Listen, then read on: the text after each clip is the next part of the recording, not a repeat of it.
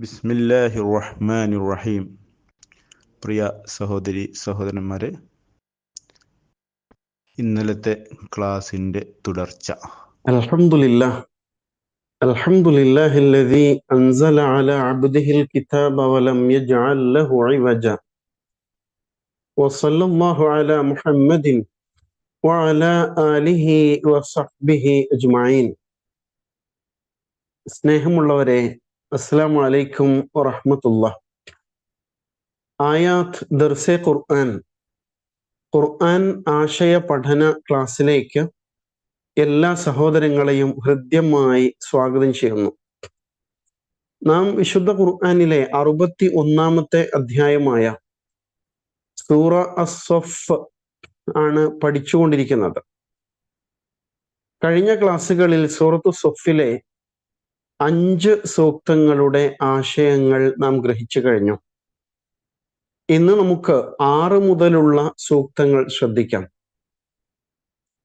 أعوذ بالله من الشيطان الرجيم بسم الله الرحمن الرحيم وإذ قال عيسى ابن مريم يا بني إسرائيل إني رسول الله إليكم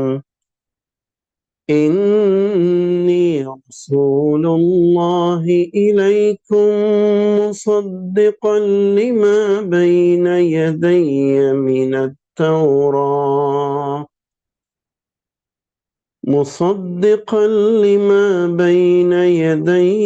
من التوراة ومبشرا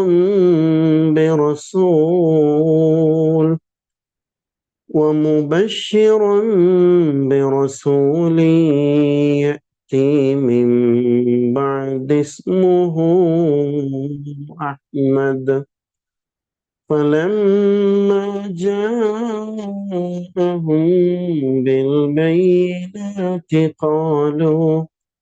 قالوا هذا سحر مبين ومن أظلم ممن افترى على الله الكذب وهو يدعى إلى الإسلام والله لا يهدي القوم الظالمين. കഴിഞ്ഞ സൂക്തത്തില് ഇസ്രയേല്യരുടെ ധിക്കാരപരമായ ഒരു നിലപാടിനെ കുറിച്ചായിരുന്നു പരാമർശം.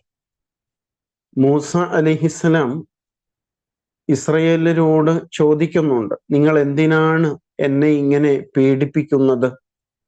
ഞാൻ ദൈവദൂതനാണ് എന്ന് നിങ്ങൾ അറിഞ്ഞിരിക്കെ അവര് വക്രമായ വഴിയിലൂടെ സഞ്ചരിച്ചപ്പോൾ അള്ളാഹു അവരുടെ ഹൃദയങ്ങളെ അങ്ങനെയാക്കി എന്ന് പറയുന്നു.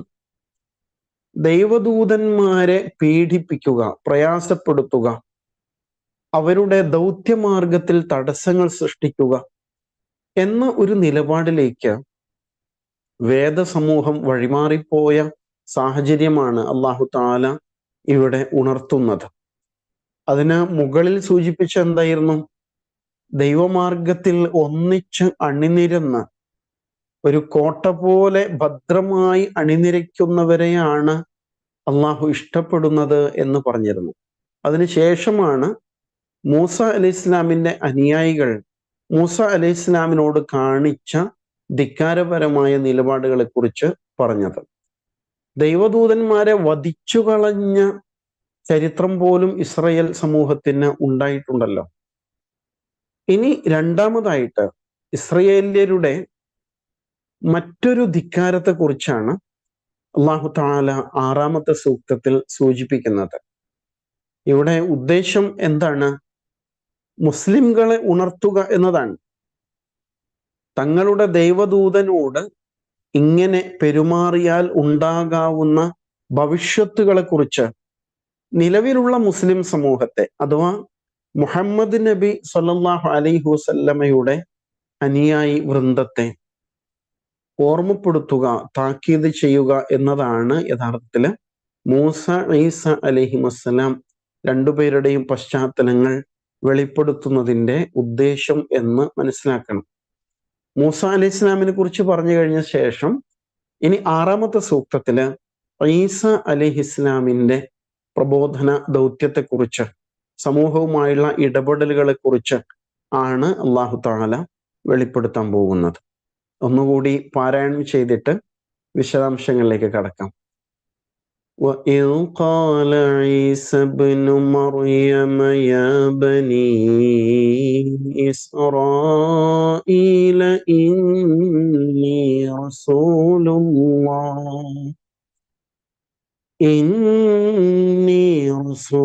الله إليكم مصدقا لما بين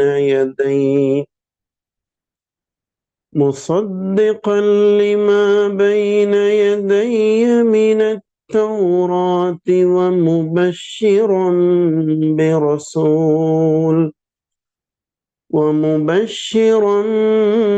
برسول يأتي من بعد اسمه أحمد فلما جاءهم بالبينات قالوا هذا سحر مبين. അർത്ഥം ശ്രദ്ധിക്കാം. വഇദ് ഖാല, പറഞ്ഞ സന്ദർഭം ഓർക്കുക. ആര്? ഈസ ഇബ്നു മറിയം, മറിയമിന്റെ മകൻ ഈസ പറഞ്ഞ സന്ദർഭം.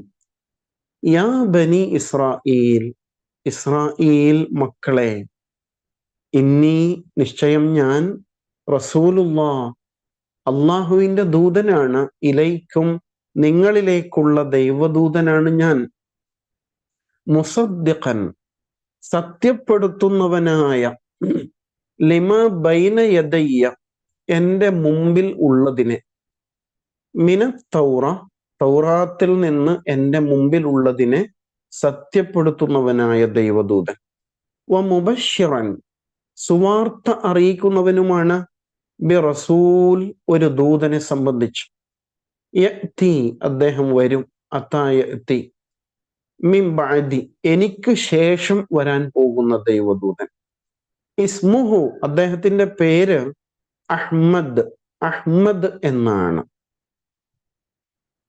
ഫലമ്മ ജാഅഹും, അങ്ങനെ അദ്ദേഹം അവരുടെ അടുത്ത് വന്നപ്പോൾ, ബിൽ ബയ്യിനാത്ത്, തെളിഞ്ഞ തെളിവുകളുമായിട്ട് വന്നപ്പോൾ, ഖാലു, അവർ പറഞ്ഞു, ഹാദാ, ഇത്, സിഹ്റുൻ, ജാലവിദ്യയാണ്, മുബീൻ, വ്യക്തമായ ജാലവിദ്യയാണ് എന്ന് അവർ പറഞ്ഞു. ഒന്നുകൂടി അർത്ഥം ശ്രദ്ധിക്കാം. വഇദ് ഖാല ഈസ ഇബ്നു മറിയം, മറിയമിന്റെ മകൻ ഈസ പറഞ്ഞ സന്ദർഭം. യാ ബനി ഇസ്രായീൽ, ഇസ്രായേൽ മക്കളെ, ഇന്നി റസൂലുള്ളാഹി ഇലൈക്കും, നിശ്ചയം ഞാൻ നിങ്ങളിലേക്കുള്ള ദൈവദൂതനാണ്, മുസദ്ദിഖൻ ലിമാ ബൈന യദയ്യ, എൻ്റെ മുമ്പിലുള്ളതിനെ സത്യപ്പെടുത്തുന്നവനായ ദൈവദൂതനാണ്, മിനത്തൗറ, തൗറാത്തിൽ നിന്ന്, വ മുബശ്ശിറൻ, സുവാർത്ത അറിയിക്കുന്നവനുമാണ്, ബി റസൂലിൻ, ഒരു ദൂതനെ സംബന്ധിച്ച്, യഅ്തി മിൻ ബഅദി, എനിക്ക് ശേഷം അദ്ദേഹം വരും, ഇസ്മുഹു അഹ്മദ്, അഹ്മദ് എന്നാണ് അദ്ദേഹത്തിന്റെ പേര്. ഫലമ്മ ജാഅഹും, അങ്ങനെ അദ്ദേഹം, ആ ദൈവദൂതൻ അവരുടെ അടുത്ത് വന്നപ്പോ, ബിൽ ബയ്യിനാത്ത്, തെളിഞ്ഞ തെളിവുകളുമായിട്ട് വന്നപ്പോ, ഖാലു, അവർ പറഞ്ഞു, ഹാദാ സിഹ്റും മുബീൻ, ഇത് വ്യക്തമായ ജാലവിദ്യയാണല്ലോ എന്ന് പറഞ്ഞു. വഇദ് ഖാല ഈസ ഇബ്നു മറിയം, അല്ലാഹു തആല ഈസ ഇബ്നു മറിയമിനെ കുറിച്ച് പറഞ്ഞു തുടങ്ങാൻ. ഈസ എന്ന നാമം ഖുർആനിൽ ആകെ 25 തവണയാണ് ആവർത്തിക്കുന്നത്. അതില് 23 തവണ നേരത്തെ പരാമർശിച്ചു കഴിഞ്ഞു. ഇനി 24ഉം 25ഉം ഈ സൂറയിൽ തന്നെയാണ്, സൂറത്തു സഫിലാണ്. ശുദ്ധ ഖുർആൻ അങ്ങനെ കുറുകി അതിന്റെ അവസാന ഘട്ടത്തിലേക്ക് എത്തിക്കൊണ്ടിരിക്കുകയാണ്. എന്നുകൂടി നമ്മൾ മനസ്സിലാക്കണം. 25 തവണ പരാമർശിച്ചതിൽ ഒടുവിൽ 24ഉം 25ഉം സൂറത്ത് സൊഫിൽ വരുന്നു. ഒന്നാമത്തേത് എവിടെയായിരുന്നു? സൂറത്തുൽ ബഖറ 87-ലാണ് ആദ്യ പരാമർശം ഈസ അലൈഹിസ്ലാം എന്ന നാമം വന്നിട്ടുള്ളത്. എന്തുകൊണ്ടാണ് ഈസ ഇബ്നു മറിയം, മറിയമിന്റെ പുത്രൻ എന്ന് പറയുന്നത് മാതാവിന്റെ മേൽവിലാസത്തിൽ അറിയപ്പെട്ട ഒരേ ഒരു ദൈവദൂതൻ ഈസ അലൈഹിസ്ലാമാണ്. പൊതുവെ പിതാവിന്റെ മേൽവിലാസത്തിലാണല്ലോ ആളുകൾ അറിയപ്പെടുക. കാരണം നമുക്കറിയാം, ഒന്നാമത്തേത് പിതാവില്ലാതെ ജനിച്ച ഒരു ദൈവിക ദൃഷ്ടാന്തമായിട്ട് അല്ലാഹു തആല അവതരിപ്പിച്ചിട്ടുള്ള, ജന്മം കൊണ്ട് തന്നെ അങ്ങനെ അവതീർണനായ ദൈവദൂതനാണ് ഈസ അലൈഹിസ്ലാം എന്നതാണ്. രണ്ടാമത്തേത് എന്താണ്? ഈസ ഇബ്നു മറിയം, ഈസ ഇബ്നു മറിയം എന്ന് ആവർത്തിച്ച് അള്ളാഹു പറഞ്ഞുകൊണ്ടിരിക്കുന്നത് എന്തിനാ? ഇത് മറിയമിന്റെ പുത്രനാണ്, മറിയമിന്റെ പുത്രനാണ്. കാരണം വേദവിഭാഗം ഇക്കാര്യത്തില് വല്ലാതെ വ്യതിചലിച്ചു പോയിരുന്നു. അങ്ങനെ അവര് എന്ത് ചെയ്തു? ദൈവപുത്രൻ എന്ന് ഈസ അലൈഹിസ്ലാമിനെ കുറിച്ച് വാദിച്ചു. വഖാലത്തിൻ നസാറ അൽ മസീഹ് ഇബ്നുല്ലാഹ്, അൽ മസീഹ്, ഈ വാഴ്ത്തപ്പെട്ട ആള് ദൈവദൂതനല്ല, ദൈവപുത്രനാണ് എന്ന രൂപത്തിൽ അവർ വ്യാഖ്യാനിച്ചു കളഞ്ഞു എന്നുള്ളതാണ്. അതിന് അല്ലാഹു തആല ഈ മേൽവിലാസം വെളിപ്പെടുത്തുന്നതിലൂടെ കൃത്യമായിട്ട് മറുപടി പറയുന്നു. ഈസ ഇബ്നു മറിയം, മറിയമിന്റെ പുത്രനായ ഈസ. അപ്പൊ പിതാവില്ലാതെ മനുഷ്യൻ ജനിക്കോ? അത് ദൈവനിശ്ചയമാണ് എന്ന് നിങ്ങൾ തിരിച്ചറിയൂ. കാരണം കന്യാമറിയം അത്രയും വിശുദ്ധമായ ഒരിടത്ത് ആണല്ലോ കഴിച്ചു കൂട്ടിയിരുന്നത്, ബൈത്തുൽ മഖ്ദിസില്. അതിനാൽ ആ വിശുദ്ധിയെ ഉൾക്കൊള്ളൂ എന്ന് പിന്നീട് സൂറത്ത് മറിയമിൽ നമ്മളത് വിശദമായിട്ട് പഠിച്ചിട്ടുണ്ട്. ആ കുഞ്ഞു തൊട്ടിലിൽ വെച്ച് സംസാരിച്ച സംഭവമൊക്കെ. വഇദ് ഖാല ഈസ ഇബ്നു മറിയം യാ ബനി ഇസ്രായീൽ, ആ അഭിസംബോധന ശ്രദ്ധിക്കൂ. ഇസ്രയേൽ വംശമേ എന്ന് ഈസ അലൈഹിസ്ലാം വിളിക്കാൻ. നേരത്തെ മൂസ അലൈഹിസ്ലാം എങ്ങനെയാ വിളിച്ചത്? വഇദ് ഖാല മൂസ ലിഖൗമിഹി യാ ഖൗമി എന്നാണ് വിളിച്ചത്. യാ ഖൗമി, എന്റെ ജനമേ. പൊതുവെ പ്രവാചകന്മാർ അങ്ങനെയാണ് വിളിക്കുക. അവരിലേക്ക് ഇറങ്ങിച്ചെന്ന് അവരിലൊരാളായിട്ട് ചേർന്ന് നിന്നുകൊണ്ട് എന്റെ ജനമേ എന്ന ഗുണകാംക്ഷാപൂർവമാണ് വിളിക്കുക. എന്നാണ് ഈസ അലൈഹിസ്ലാം യാ ബനി ഇസ്രായീൽ എന്ന് വിളിച്ചത്? ഈസ അലൈഹിസ്ലാം അങ്ങനെ വിളിച്ചത്, ഈസ അലൈഹിസ്ലാം രംഗത്ത് വരുമ്പോൾ ഇസ്രയേൽ സമൂഹം പലതായിട്ട് ചിതറിപ്പോകുന്നൊരു സാഹചര്യമുണ്ട്. മൂസ അലൈഹിസ്ലാമിന്റെ അനുയായികളായിരുന്നവര് പിന്നീട് യഹൂദ വിഭാഗമായിട്ട് പരിണമിക്കുന്നു.